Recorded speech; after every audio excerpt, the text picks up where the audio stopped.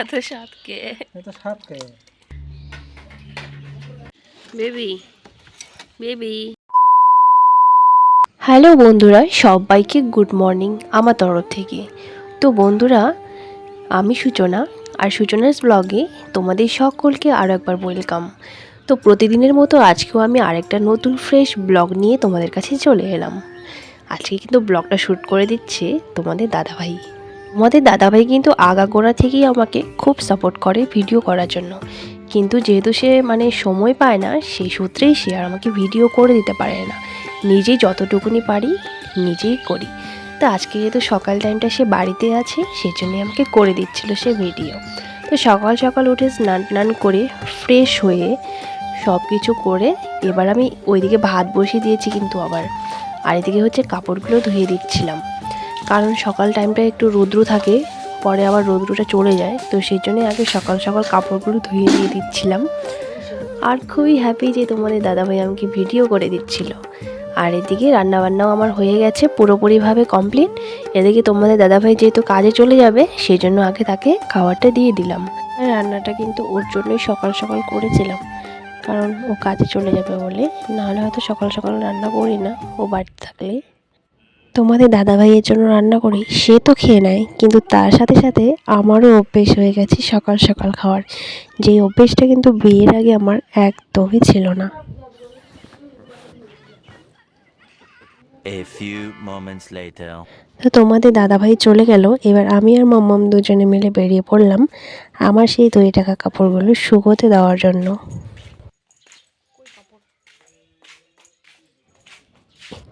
এই যে এখানে সেই সকালবেলায় ধুয়ে রাখা আমার সেই এক বালতি কাপড়। আর কিছুদিন থেকে তো কাপড় টাপড় কিছুই ধুই না। তো আজকে অনেকদিন পর দুটো জামা কেচে দিলাম তোমাদের দাদা ভাইয়ের, সেটা নিয়ে বাইরে যাচ্ছি শুকোতে দেওয়ার জন্য। আর আমার সাথে আমাদের পুচকি সোনাও যাচ্ছে।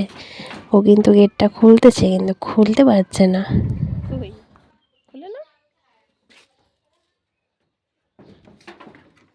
তো চলে এলাম এবার বাইরে কাপড়গুলো শুকোতে দেওয়ার জন্য।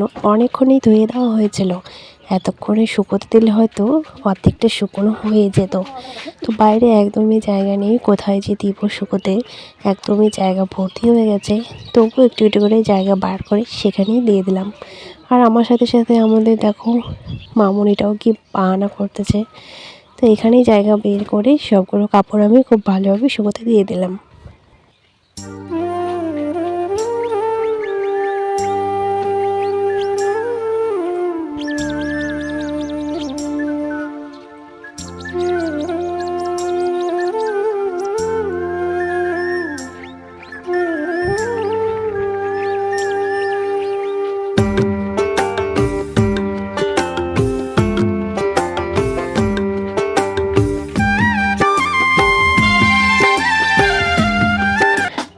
খাওয়া দাওয়া কিন্তু অনেকক্ষণই হয়ে গেছে আমাদের, কিন্তু বাসনপত্র এখনও ধোয়া হয়নি।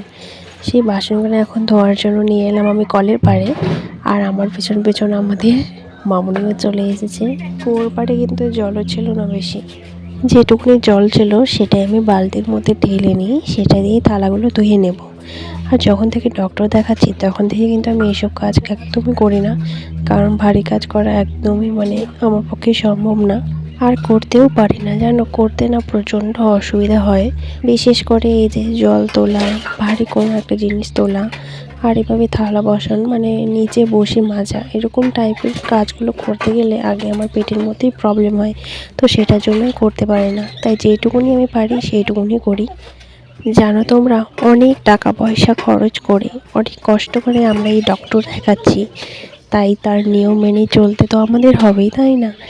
এত টাকা পয়সা খরচ করার পরেও যদি আমরা এটুকুনি নিয়ম মেনে না চলতে পারি, তাহলে তো বেকার।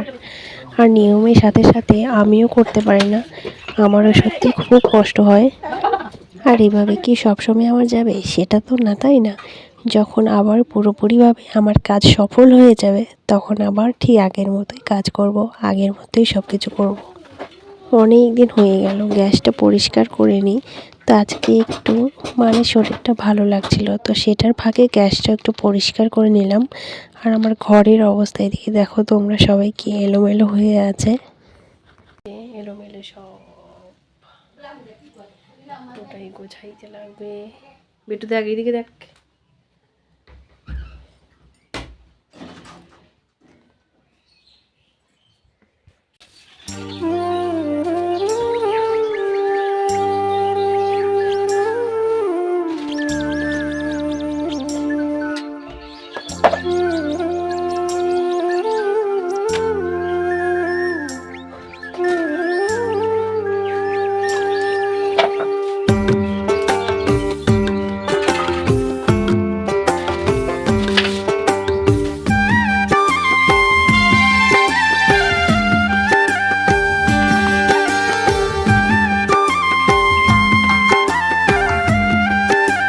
বেবি বেবি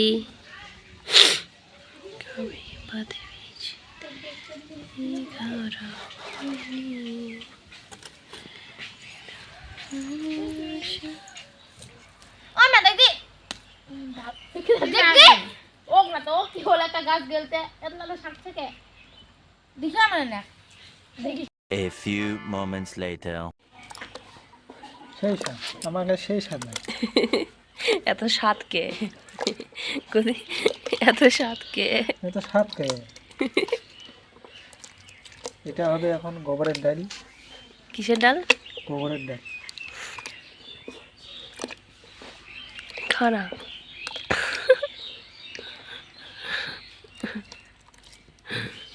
অনেকেই ভাববে যে তোমাদের দাদাভাই এটা গোবর দিয়ে কি বানালো, তাই না? তো এই গোবর দিয়েই তোমাদের দাদাভাই এক ধরনের সার বানালো, যেটা হচ্ছে আমাদের এই যে এখানে সবজি লাগানো হয়েছে এখানে দেওয়া হবে। তো বন্ধুরা, এটা কোনো ডাল না, তোমাদের দাদাভাই আর আমি দুজন মিলে মজা করছিলাম।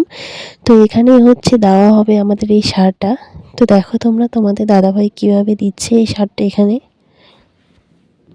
অনেকেই আছে যারা হয়তো ঘেন্না করবে এই গোবরটা, যেহেতু হাত দিয়ে গলেছে তোমাদের দাদাভাই, কিন্তু আমরা কিন্তু সেটাকে ঘেন্না করি না, কারণ এটা হচ্ছে গোবর, যেটা হচ্ছে গরুর মল, আর গরুকে আমরা গুরু বলেই গণ্য করি।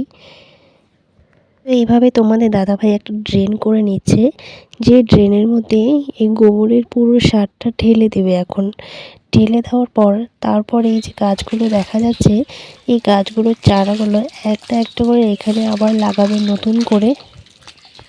আর এই শাকটা হচ্ছে রাই শাক বলে যেটাকে, যেটা কিন্তু আমি একদম পছন্দ করি না, যেটার গন্ধটা আমার একদমই সহ্য হয় না, কিন্তু ও আবার ভীষণ পছন্দ করে, কিন্তু আমি খাই না বলে ওকে রান্না করে খাওয়াই না।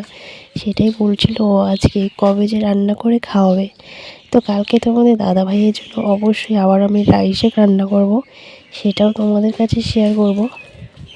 তো পুরো গোবরটা ওইখানে ঢেলে দিয়ে এবার উপরে বালি চাপা দিয়ে দিচ্ছে। তো এটা একদিনের জন্য এভাবে রেখে দেবে, তারপর কালকে আবার একটা একটা করে গাছ এখানে লাগানো হবে। তো বন্ধুরা, আজকের ভিডিওটা অনেকটা বড় হয়ে গেছে, আর বেশি বড় করব না। তো ভালো লাগলে অবশ্যই লাইক কমেন্ট শেয়ার করে দিও, আর চ্যানেলটাতে নতুন হয়ে থাকলে অবশ্যই সাবস্ক্রাইব করে দিও।